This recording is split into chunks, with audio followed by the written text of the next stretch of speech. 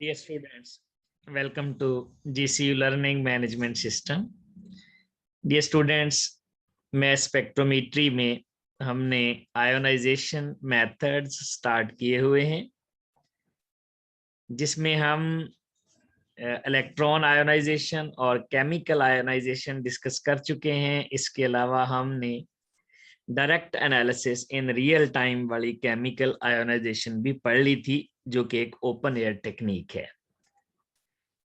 अब हम स्टार्ट करेंगे डिसॉर्प्शन टेक्निक्स। डिसॉर्प्शन टेक्निक्स में सैंपल को मैट्रिक्स के साथ मिक्स किया जाता है और फिर इसको डिसॉर्ब किया जाता है, यानी डिटैच कर लिया जाता है, वहां से रिलीज करवा लिया जाता है। डिसॉर्प्शन टेक्निक्स में पहली टेक्निक देखते हैं, fast atom bombardment, FAB, fast atom bombardment. याद रखिएगा, ये भी एक सॉफ्ट आयोनाइजेशन टेक्निक है, यानी इसमें जो मॉलिक्यूलर पीक है वो इंटेंस आएगी और फ्रेगमेंटेशन कम आएगी। और फैब में हम सब्सटेंसेस जिनका मॉलिक्यूलर वेट अप टू 20,000 होता है उनको स्टडी कर सकते हैं, उनका मैस स्पेक्ट्रम ले सकते हैं जिनका मॉलिक्यूलर मैस अप टू 20,000, यानी इसमें हम पॉलीपेप्टाइड्स और ओलिगोपेप्टाइड्स, ओलिगोन्यूक्लियोटाइड्स को डिस्कस कर सकते हैं। तो ये पॉलीपेप्टाइड्स, ओलिगोन्यूक्लियोटाइड्स, इनके मॉलिक्यूलर मैसेज की ये रेंज होती है और इनको हम फैब यानी फास्ट एटम बम्बार्डमेंट से जो इनका स्पेक्ट्रम ले सकते हैं। इसमें करते क्या है, चूंकि ये डिसॉर्प्शन टेक्निक है तो इसमें सैंपल को मैट्रिक्स के साथ मिक्स करेंगे और फिर इसको प्लेस कर देंगे in the path of neutral atom. जैसे आर्गॉन है, जीनॉन है, ये हाई एनर्जी न्यूट्रल एटम के पाथ में रख देते हैं उनको, यानी जो हाई एनर्जी हमारे पास न्यूट्रल एटम्स हैं वो आकर इस मैट्रिक्स के साथ कोलाइड करते हैं, एनर्जी ट्रांसफर करते हैं, जिसकी वजह से ये जो सैंपल है, एनालाइट है, ये मैट्रिक्स से डिटैच हो जाता है। मैट्रिक्स कैसा होना चाहिए? जो मैट्रिक्स है ये नॉन वोलाटाइल होना चाहिए, इसका वेपर प्रेशर लो होना चाहिए, ये रीजनेबली एक अच्छा इलेक्ट्रोलाइट होना चाहिए और फिर रिलेटिवली इनर्ट होना चाहिए। हमें ऐसा मैट्रिक्स चाहिए होता है, यानी जो भी मैट्रिक्स है उसमें ये करैक्टरिस्टिक्स उसकी होनी चाहिए जिसके साथ हमने एनालाइट को मिक्स करना है। अब कौन कौन से सब्सटेंसेस हैं जिनसे हम मैट्रिक्स का काम ले सकते हैं? जैसे ग्लिसरॉल है, ये थायोग्लिसरॉल है, और इसी तरह डाई थायो रेथ्रीटोल है या डाई थायो थ्री टोल है, थ्री नाइट्रोबेंजाइल अल्कोहल है, डायएथेनॉल अमाइन है, ट्राईएथेनॉल अमाइन है। अगर आप इन सारे सब्सटेंसेस पर गौर करें तो ये सारे के सारे सब्सटेंसेस एसिडिक हैं। अगर हमारा जो मैट्रिक्स है ये मैट्रिक्स है, इनमें से कोई भी यूज कर सकते हैं, हमारा जो मैट्रिक्स है ये हमारे एनालाइट से ज्यादा एसिडिक हो, matrix is more acidic than our analyte, यानी जो हम सैंपल स्टडी कर रहे हैं उससे ज्यादा एसिडिक स्ट्रेंथ हमारे मैट्रिक्स की है। तो मैट्रिक्स क्या करेगा, फिर इसको हाइड्रोजन दे देगा क्योंकि ये ज्यादा एसिडिक है और हमारे पास M+H यानी मॉलिक्यूलर वेट से एक पीक M+1 पीक ज्यादा आएगी। मॉलिक्यूलर वेट जो कंपाउंड का है उसमें एक ऐड करेंगे। क्यों? क्योंकि हमारा मैट्रिक्स ज्यादा एसिडिक है और ज्यादा एसिडिक है तो वो हाइड्रोजन रिलीज कर देगा और किसको देगा? हमारे एनालाइट को। इसी तरह अगर मैट्रिक्स लेस एसिडिक हो, यानी जो हमारा सैंपल है वो इस मैट्रिक्स से भी ज्यादा एसिडिक हो, तो फिर क्या होगा? फिर हमारा जो एनालाइट है, हमारा सैंपल है, वो मैट्रिक्स को हाइड्रोजन दे देगा और फिर नेगेटिव पीक आएगी M-H की, यानी पॉजिटिव पीक्स भी आ सकती हैं, नेगेटिव पीक्स भी आ सकती हैं। डिपेंड करता है कि हमारा मैट्रिक्स ज्यादा एसिडिक है या हमारा एनालाइट ज्यादा एसिडिक है। तो ये कुछ मैट्रिक्स वाले सब्सटेंसेस हैं ये सारे, जो कि नॉन वोलेटाइल होने चाहिए। मैट्रिक्स के जो सब्सटेंसेस होते हैं, vapour pressure low, electrolyte relatively, और इसके साथ साथ ये जो है हमारे पास रिलेटिवली इनर्ट भी होने चाहिए। फैब करते क्या है, मैट्रिक्स से जो है वो हमारा जो सैंपल होता है एनालाइट, उसको मैट्रिक्स के साथ मिक्स करते हैं, और ये मैट्रिक्स एनर्जी एब्जॉर्ब करता है न्यूट्रल एटम की बीम से। जो न्यूट्रल एटम, जब आपका जीनोन या आर्गोन के एटम बम्बार्ड करते हैं मैट्रिक्स पर, जो कि एक्सेलरेटेड होते हैं, हाई एनर्जी वाले एटम होते हैं, तो मैट्रिक्स अब्जॉर्ब कर लेता है और मैट्रिक्स अपने भी आयन बनाता है। अब देखिए यहां पर एनालाइट ने तो आयन बनाने ही हैं, एनालाइट की पीक तो आनी है M+H की, साथ मैट्रिक्स की पीक्स भी आएंगी, यानी मैट्रिक्स खुद भी तो एनर्जी एब्जॉर्ब कर रहा है ना। सैंपल हमारा मैट्रिक्स के साथ मिक्स है, तो जब वो आके स्ट्राइक करेंगे न्यूट्रल एटम, तो वो मैट्रिक्स को भी एनर्जी दे रहे हैं। अगर सैंपल को मिल रही है, एनालाइट को मिल रही है, तो उसको भी मिल रही है। अगर एनालाइट आयोनाइज हो रहा है तो मैट्रिक्स भी आयोनाइज हो रहा है। अब मैट्रिक्स की जो आयोनाइजेशन से हमारे पास सिग्नल आते हैं, वो एक्चुअली बैकग्राउंड सिग्नल होते हैं, और इनकी जो मैस टू चार्ज वैल्यू है वो बिलो 600 होती है।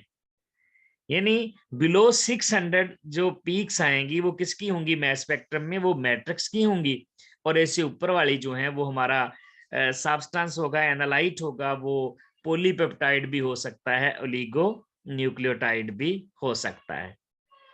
तो फैब में डिसॉर्प्शन टेक्निक्स में साथ साथ जो मैट्रिक्स होता है उसके भी आयोनाइज होने के चांस होते हैं, लेकिन क्योंकि मैट्रिक्स के मॉलिक्यूल का मैस कम होता है, उतना नहीं होता जितने हमारे एनालाइट का होता है, उससे कम मैस होता है, तो जिसकी वजह से उसके कम मैस होने की वजह से उसकी पीक जो आती है वो पीक आती है less than 600 mega mass to charge value, 600 mass to charge value से बिलो, जिससे हमें पता चल जाता है कि ये मैट्रिक्स है, ये एनालाइट नहीं है। अब हम देख लेते हैं कि इसमें किस तरह की इंस्ट्रूमेंटेशन होती है, किस तरह से न्यूट्रल एटम जो है वो एक्सेलरेट होते हैं। तो इसमें सबसे पहले तो हमारे पास जो आएगा वो एक फिलामेंट होगा जहां से high energy beam of electron आएगी। तो ये हमारे पास टंगस्टन फिलामेंट है। टंगस्टन फिलामेंट जो होता है ये हीटेड टंगस्टन फिलामेंट है, और इस हीटेड टंगस्टन फिलामेंट से हाई एनर्जी इलेक्ट्रॉन प्रोड्यूस होते हैं। अब filament tungsten high energy electron produce हो गए, ये high energy beam of electron है, और इस साइड से हमारे पास ये जो है, इस साइड से हमारे पास ये सैंपल एनालाइट इनलेट है, या जो वो गैस है हमारी, सॉरी यहाँ से गैस इनलेट है, जो हम गैस यूज कर रहे हैं जहां पर आयोनाइजेशन में यहाँ से वो एंटर हो रही है। जीनॉन हो सकती है, या जीनॉन के साथ साथ ये आर्गॉन भी हो सकती है। ये जीनॉन या आर्गॉन यहाँ पहुंचे, यहाँ जाके इनके ऊपर बम्बार्डमेंट ऑफ इलेक्ट्रॉन होती है, high energy beam of electron bombard होती है। जब हाई एनर्जी यहाँ पर बीम ऑफ इलेक्ट्रॉन इसके ऊपर बम्बार्ड होगी तो ये रेडिकल कैटाइन बन जाएगा। तो ये जो इसमें इंस्ट्रूमेंटेशन में है, फैब में सबसे पहले तो हमारे पास टंगस्टन फिलामेंट है, टंगस्टन फिलामेंट से high energy beam of electron निकलेगी, और सामने फिर इसके एनोड होगा पॉजिटिवली चार्ज। अब जब इस जीनोन पर high energy beam of electron fall करेगी, तो देखें ये जीनोन है, high energy beam of electron इस पर फॉल करेगी, तो ये बन जाएगा रेडिकल कैटाइन।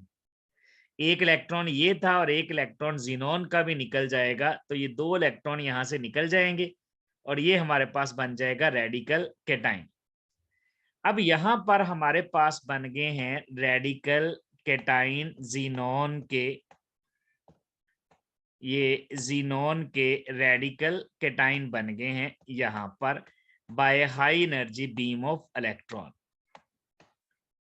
अब ये रेडिकल जो कैटाइन है, अब हम इसको एक्सेलरेट करेंगे, इसकी एनर्जी को ज्यादा करने वाले हैं, और एक्सेलरेट करने के लिए यहाँ पर हम देते हैं voltage 4 to 10,000 kilo electron volt.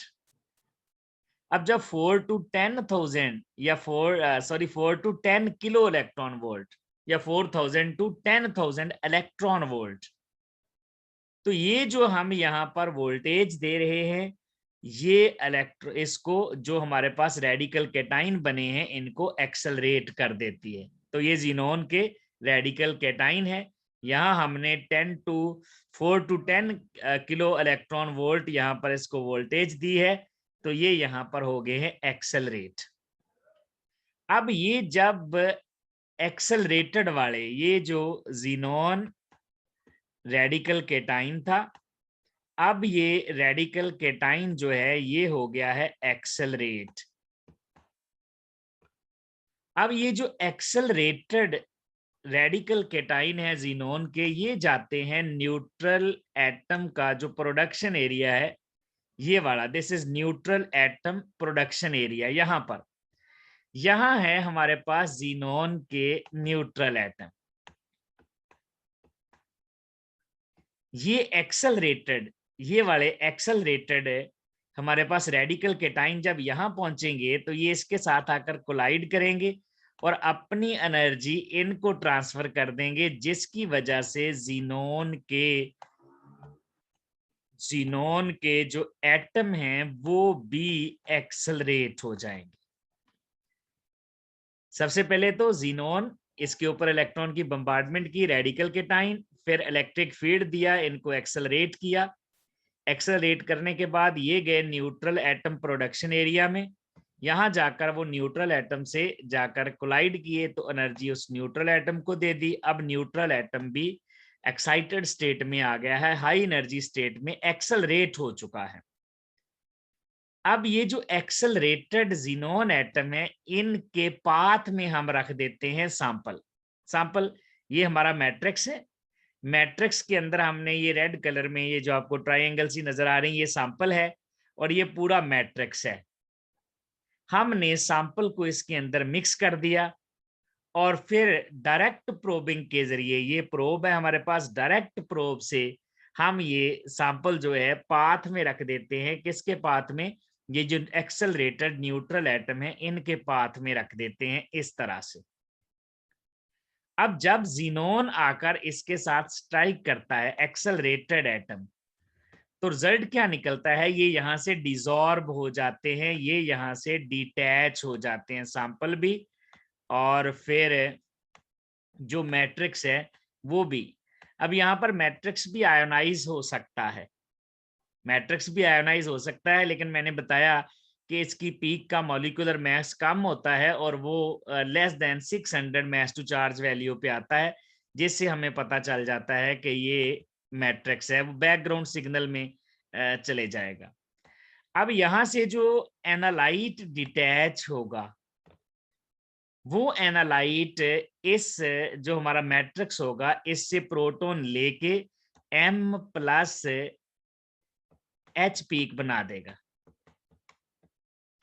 और ये जो M+ H पीक है, इसको जिसको हम क्वासी मॉलिक्यूलर आयन पीक कहते हैं, जिसका जो मॉलिक्यूलर वेट है वो मॉलिक्यूलर वेट से 1 ज्यादा होगा, इस कासी मॉलिक्यूलर आयन पीक को फिर हम भेज देते हैं नेक्स्ट मैस स्पेक्ट्रोमीटर में।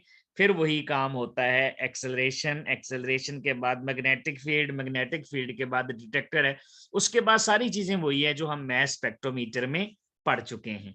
तो यहाँ पर सबसे पहले न्यूट्रल एटम आयोनाइज होते हैं इलेक्ट्रॉन बीम से, और ये रेडिकल कैटाइन बनाते हैं, उनको एक्सेलरेट करते हैं, वो न्यूट्रल एटम से कोलाइड करते हैं जाकर और न्यूट्रल एटम को एक्सेलरेट कर देते हैं। ये न्यूट्रल एटम जो है ये जाके मैट्रिक्स से स्ट्राइक करता है, यहाँ पर एनालाइट के साथ साथ मैट्रिक्स भी आयोनाइज हो जाता है, और जो हमारा एनालाइट है वो प्रोटॉन ले भी सकता है।